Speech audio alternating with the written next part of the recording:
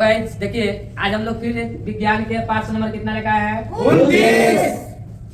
29 number पाठ में प्रश्न शुरू हो रहा है 1 से 41 से ध्यान से देखिएगा।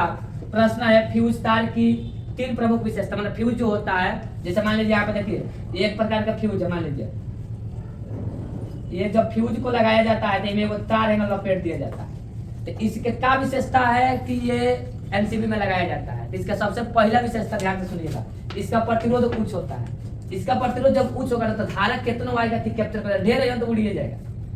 मान लो कोई लड़का को तार पकड़ लिया, बस फ्यूज अगर फ्यूज लगा तो सटा के उड़ जाएगा, ताकि उससे बचाव हो सके।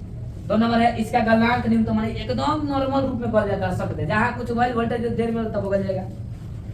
तो इसका माने जो विशेषता है इसका गलनांक न्यूनतम होता है। इसमें लिखेगा इसका प्रतिरोध उच्च होता है। घरों में 220 वोल्ट पर 5 एम्पीयर के अनुमानतक का फ्यूज व्यवहार होता है। मैंने फ्यूज का ये घरों में 5 एम्पीयर का प्रयोग किया जाता है। कभी कभी लोग 10 एम्पीयर का भी लगा देते हैं, जैसे घर वोल्टेज की ज्यादा आवश्यकता हो तो 10 एम्पीयर का लगाते हैं। चलिए अब देखिए नेक्स्ट प्रश्न नंबर है 142 है जीवाश्म ईंधन की कमी। माने जीवाश्म ईंधन कहते हैं किसे, तो हजारों सालों लाखों पहले जो हमारे कृतियां जो थी अगर वो डूब गई, वो फंस गई, वो धरती के नीचे चली गई, ये सभी जब किसी रूप में निकला उसी को हम कहते हैं जीवाश्म। जितने पदार्थ जब दबा है जब उसे खनिज के रूप में या किसी वस्तु के रूप में निकालते हैं वह ईंधन के रूप में निकलता है, उसे हम क्या कहेंगे जीवाश्म। इसका क्या कमी है देखिए, जलने से पर्यावरण प्रदूषण, जैसे तू कोयला जलाएगा तो तुम्हारा वातावरण शुद्ध रहेगा नहीं रहेगा। इसीलिए आजकल चिमनी के सभी हाइट को क्या कर दिया गया, बढ़ा दिया गया। नहीं तो नीचे रहेगा तो वातावरण फिर कहाँ आएगा, वो नीचे ही आएगा, ऊपर से आने में थोड़ा टाइम लगता है। 2 नंबर सुनिए, यह समाप्य ईंधन है। ये जीवाश्म ईंधन जो है, मान लो आज 2 किलो 5 किलो 10 किलो कोयला जल कर निकालते हैं, वो कोयला हो जाएगा नहीं होगा। यानी ये कौन सा ईंधन है, तो समाप्य। इसके जलने पर उत्पन्न हुई अम्लीय वर्षा होती है। जब ये जलेगा ही जाएगा ऊपर तो अम्ल वाला वर्षा करेगा जो हमारे लिए हानिकारक होता है। 3 नंबर है इसे जलाने पर CO2 गैस उत्पन्न होती है जिससे हरितगृह प्रभाव उत्पन्न हो जाता है, और हरितगृह प्रभाव उत्पन्न होगा तो हमारे वातावरण को भी प्रदूषित कर देगा। अब देखिए प्रश्न नंबर 143, उसमें देखिए आ रहा है 143। ध्यान से सुनिए, उत्तम ईंधन की 2 विशेषता। माने उत्तम ईंधन कहते हैं किसे, तो जो जलने पर कम धुआं दे, जलने पर कम धुआं दे, ताप ज्यादा है, उस हम कौन ईंधन कहेंगे। एग्जाम में पूछ देगा उत्तम ईंधन किसे कहते हैं, तो वैसा ईंधन जो जलने पर कम धुआं दे लेकिन ताप अधिक, उसे कहेंगे उत्तम ईंधन। जैसे में एलपीजी, हम लोग को जो गैस मिलता है वो कौन गैस होता है, एलपीजी, लिक्विफाइड पेट्रोलियम गैस।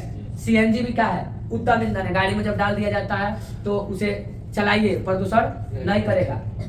तो इसलिए उत्तम ईंधन के ये क्वेश्चन है। उत्तम ईंधन की विशेषता पहला है सरलता से सुलभ हो सके तथा सस्ता हो, तो सस्ता होता है एलपीजी। 2 नंबर है भंडार तथा परिवहन, जैसे भंडारण जब किया जाता है चाहे परिवहन में आसानी होता है। एक जगह से दूसरे जगह जाने के लिए गाड़ी के भाड़ा जो है वह सीएनजी कम लेता है। जैसे हम लोग अयोध्या से गोरखपुर आ गए तो 2 समय आप आ गए, अगर यही पेट्रोल वाला गाड़ी होगी तो आपसे 300 रुपये 400 रुपये लेगा, यानी परिवहन में ये सस्ता होता है। हो जाएगा। अब हम लोग का प्रश्न नंबर कितना 144 प्रश्न ध्यान से देखिए, सूर्य की ऊर्जा का स्रोत क्या। मतलब सूर्य से जो ऊर्जा आता है आने वाले इसको क्यों कौन कौन ऊर्जा की स्रोत है, मतलब सूर्य से ऊर्जा की स्रोत। तो मान लो सूर्य से आता है, सूर्य जब आएगा तो पेड़ पौधा अपन भोजन बनावे करता है, उसमें भी ऊर्जा प्राप्त होती है। तो वो पूछ रहा है कि कौन कौन ऊर्जा के स्रोत है। तो देखिए सूर्य की ऊर्जा का स्रोत सबसे पहले हाइड्रोजन के नाभिकीय संलयन है। जब हाइड्रोजन के नाभिक से मिलता है तो उसमें एक नाभिकीय संलयन होता है, तो सूर्य से ही बनता है। सूर्य ऊर्जा का विशाल भंडार है, क्योंकि ऊर्जा किसके पास सबसे ज्यादा होता है, सूर्य के पास। हाइड्रोजन के नाभिकीय संलयन से इसे अत्यधिक ऊर्जा मिल जाती है। हो जाएगा। Yes sir. अब आज का अंतिम प्रश्न नंबर 145।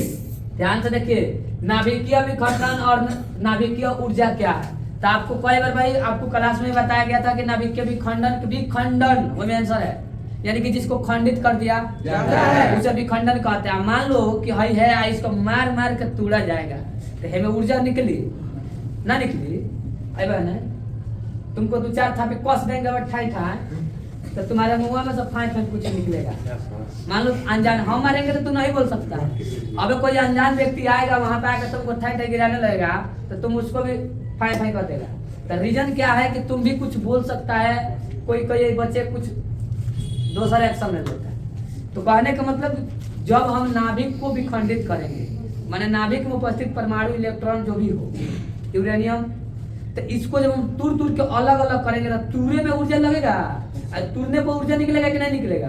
और इसी ऊर्जा को हम नाभिकीय ऊर्जा कहते हैं। और नाभिकीय विखंडन तो नाभिक में उपस्थित, तो देखिए डिफिनेशन, यह एक ऐसी प्रक्रिया जिसमें किसी भारी परमाणु के हल्के नाभिकों में तोड़ दिया जाता है।